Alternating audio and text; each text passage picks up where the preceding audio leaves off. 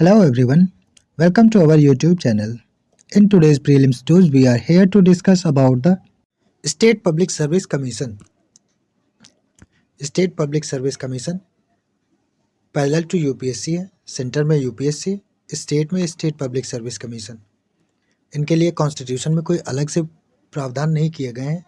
जो article UPSC के लिए हैं वही आर्टिकल्स इनके लिए हैं।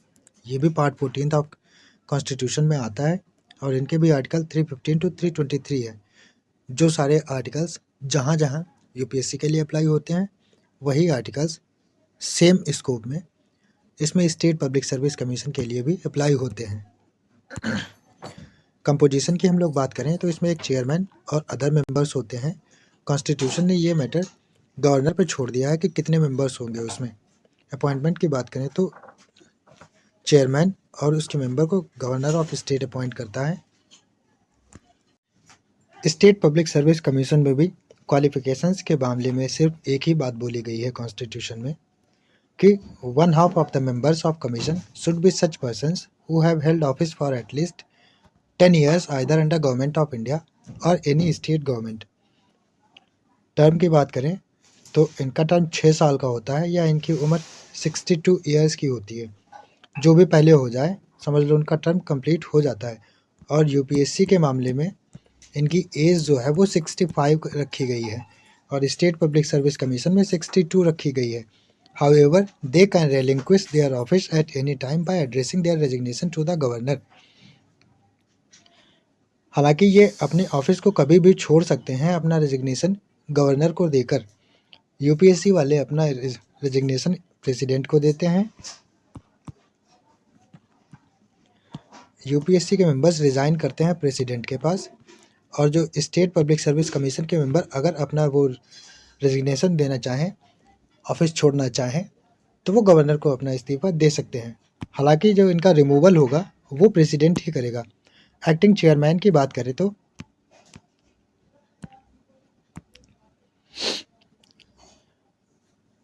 Governor of state acting chairman को अपॉइंट कर सकता है 2 कंडीशन पर। पहला, ये चेयरमैन का ऑफिस खाली हो। दूसरा, अगर चेयरमैन अपने फंक्शंस को परफॉर्म करने में काबिल ना हो या बीमार हो गया हो या ऑफिस में कोई दिक्कत हो उसके घर में कुछ भी, तो वो चीज़ होती है। इन 2 कंडीशंस पर गवर्नर जो है वो एक्टिंग चेयरमैन को अपॉइंट कर सकता है और एक्टिंग चेयरमैन तभी तक काम करेगा जब तक कि चेयरमैन अपने ऑफिस में वापस ना आ जाए। रिमूवल की बात करें तो ये रिमूवल सिर्फ प्रेसिडेंट कर सकता है। जो कॉन्स्टिट्यूशन में इनके बारे में टर्म्स कंडीशंस लिखी गई हैं उनके अकॉर्डिंग ये लोग अगर अपने आप इस्तीफ़ा देना चाहें तो गवर्नर को देंगे, लेकिन अगर रिमूवल होगा इनका तो वो प्रेसिडेंट करेगा। इस चीज़ का आप लोग ध्यान रखना। रिमूवल की ये कुछ कंडीशंस बताई गई हैं। If he is adjudged and insolvent. दूसरा, if he engages in any paid employment during his term. तीसरा, अनसाउंड का माइंड का हो इन ओपिनियन ऑफ प्रेसिडेंट। और president can also remove them from misbehaviour after supreme court advise. Supreme court अगर advice तो supreme court तभी देता है जब प्रेसिडेंट उससे पूछता है कि ये लोग मिसबिहेव कर रहे हैं या नहीं है या इसके काबिल हैं या नहीं है। कॉन्स्टिट्यूशन में इस टर्म को डिफाइन किया हुआ है। कॉन्स्टिट्यूशन ने इनके इंडिपेंडेंस को भी सिक्योर रखा है कई सारे प्रोविजन से।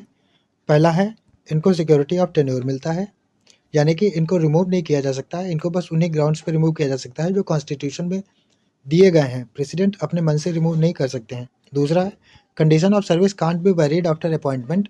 इनके अपॉइंटमेंट के बाद में इनकी कंडीशंस को चेंज नहीं किया जा सकता है। और जो स्टेट पब्लिक सर्विस कमीशन होता है उसके सारे expenses consolidated fund of state से आते हैं और यूपीएससी जो होता है उसके सारे expenses consolidated fund of India से आते हैं। इनका स्टेट पब्लिक सर्विस कमीशन का चेयरमैन जो होता है वो एलिजिबल होता है अपॉइंटमेंट के लिए एज चेयरमैन और मेंबर ऑफ यूपीएससी। इसके अलावा और कहीं भी आपको अपॉइंटमेंट नहीं मिलेगा। और जो मेंबर होते हैं स्टेट पब्लिक सर्विस कमीशन के वो एलिजिबल होते हैं फॉर अपॉइंटमेंट एज चेयरमैन और मेंबर ऑफ यूपीएससी और स्टेट पब्लिक सर्विस कमीशन। जो मेंबर होते हैं उनको यूपीएससी का चेयरमैन या मेंबर या फिर किसी स्टेट पब्लिक सर्विस कमीशन का चेयरमैन बनाया जा सकता है। या मेंबर बनाया जा सकता है, but not for any other employment under government of India और एनी स्टेट। इनको सेकेंड टर्म नहीं मिलता है, इसीलिए ये अपने काम को इतना इंडिपेंडेंट तरीके से कर पाते हैं। इनके फंक्शंस सिमिलर होते हैं यूपीएससी की तरह। यूपीएससी का पैन इंडिया लेवल पे, इनका यूनियन लेवल पे इनका होता है, और स्टेट पब्लिक सर्विस कमीशन का जो फंक्शंस होते हैं वो स्टेट लेवल पर होते हैं। पैरेलल में ही होता है दोनों का, बस दायरा छोटा होता है।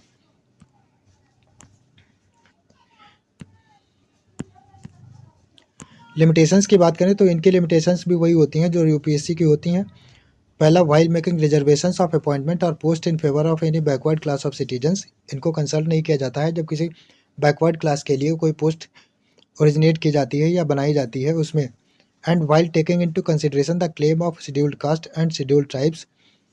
यूपीएससी से भी इन मामले में नहीं पूछा जाता है, इनसे भी नहीं पूछा जाता है। अब चूँकि ये दोनों पैरेलल में हैं, वो यूनियन लेवल पर ही, स्टेट लेवल पर है, तो इनका सारे लिमिटेशन, सारे काम, सारा कुछ सेम ही है। रोल भी इनका सेम ही होता है यूपीएससी की तरह। और जो इनका सजेशंस होते हैं वो बाइंडिंग नहीं होते हैं। SPSC is consulted by governor while framing rules for appointment of judicial service of state other than the post of district judges। Governor जो है वो स्टेट में अगर कोई जुडिशल सर्विसेज को पोस्ट को फ्रेम करता है तो उसमें SPSC को कंसल्ट किया जाता है, सिवाय डिस्ट्रिक्ट जजेस की पोस्ट को। In this regard concerned state high court is also consulted. और इसमें जो हाई कोर्ट होता है उससे भी पूछा जाता है। अब हम बात करते हैं जॉइंट पब्लिक सर्विस कमीशन की, ये भी देख लेते हैं।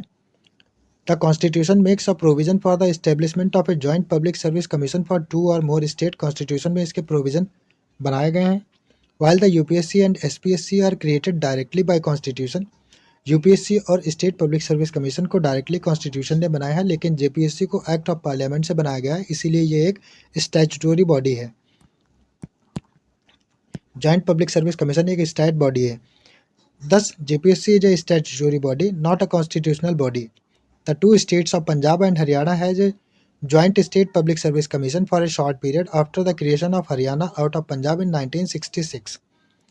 चेयरमैन और मेंबर को अपॉइंट किया जाता है प्रेसिडेंट के द्वारा, और ये अपना ऑफिस से 6 साल या फिर 62 ईयर ऑफ एज के तक अटेन करते हैं। जो भी पहले हो जाए वहीं पर इनका टेन्योर खत्म हो जाता है।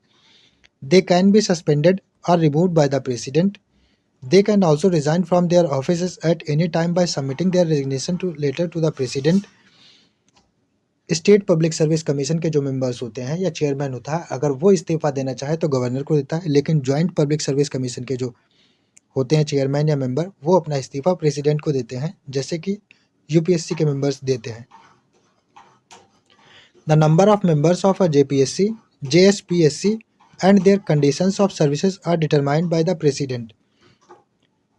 Joint state public service commission अपनी रिपोर्ट जो है वो कंसर्न स्टेट गवर्नर्स को देता है। Each governor places the report before the state legislature.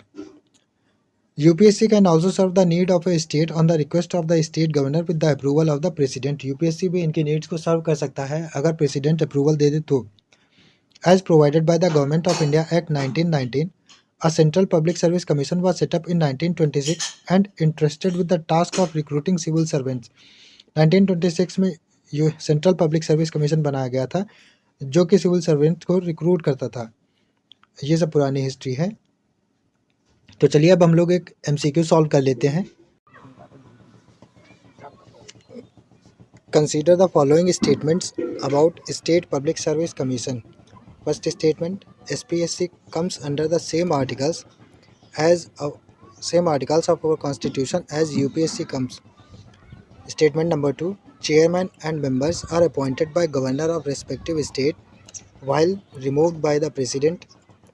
And statement number 3 is chairman and members of state public service commission and joint state public service commission submit their resignation to the governor of respective states। Select the correct option from the following। Option A is 1 and 2 only, option B is 2 and 3 only, option C is 1 and 3 only, and option D is all of the above statements are correct। अगर आप लोगों ने ध्यान से सुना है lecture तो मुझे उम्मीद है कि आंसर सही से करोगे, और जिसका आंसर सही होगा मैं उसको लाइक कर दूंगा। Thanks for watching our video. Channel को सब्सक्राइब करें और अपने दोस्तों के साथ शेयर करें। Keep studying, stay blessed, God bless you all.